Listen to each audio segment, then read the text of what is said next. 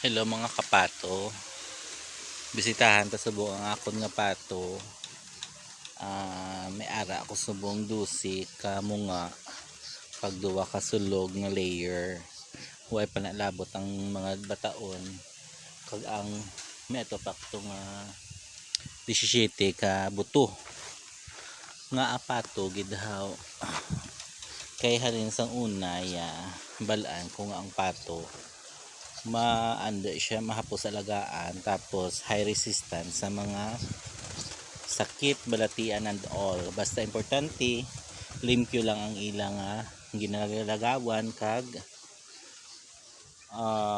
may pagkaon lang sila kag may vitamins. Okay, so 57 ang pato ko nag-start ako.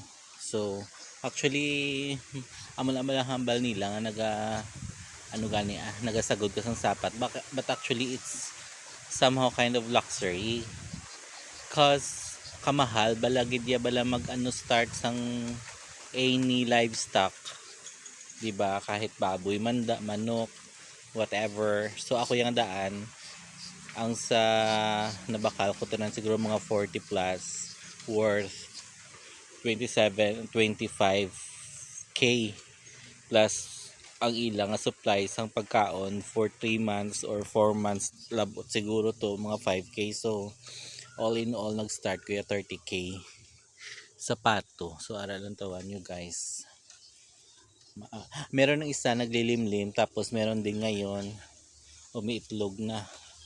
Kaya sige gumawa ako ng 5 itlogan sa kanila. Ayan, ang dami na 2, 4, 6, 8, 9. Yung isa naglilimlim hindi ko bubuksan kasi maano yun, makibot tapos malagyo siya. Okay, kato anta subong ang damulaga.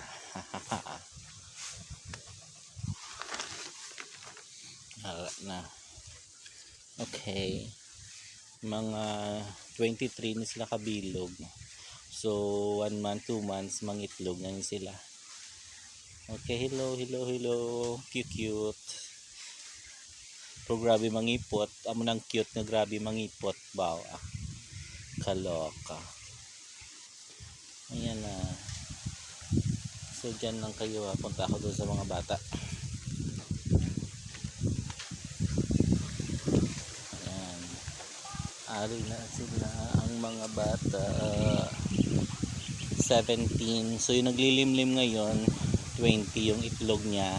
Tapos yung bago nangingitlog 9 na. Tapos eto mga baby siguro mag 4 weeks na, mag 5 weeks na. 17 sila lahat. Okay, ayan. So ayun po, sa pag start po ng ng Muscovy duck, actually hindi siya mahirap siya sa simula kasi yung paglinis ng tubig, pag-change ng lapis pagkain, ganyan, paglinis araw-araw. Pero nung yung sila kasi kahit gabi, kahit araw, anong oras yan, pwede mo naman pakainin eh. So pagka minsan sa gabi, yun, may ilaw lang sila, kumakain pa din pag hindi ko sila mapakain sa araw. So carry naman. Unlike sa ibang livestock na araw lang talaga sila, yung parang yung nila, yung cycle o body clock, di ba? Hindi na sila sa gabi, like tumutuka. Okay, so yan po.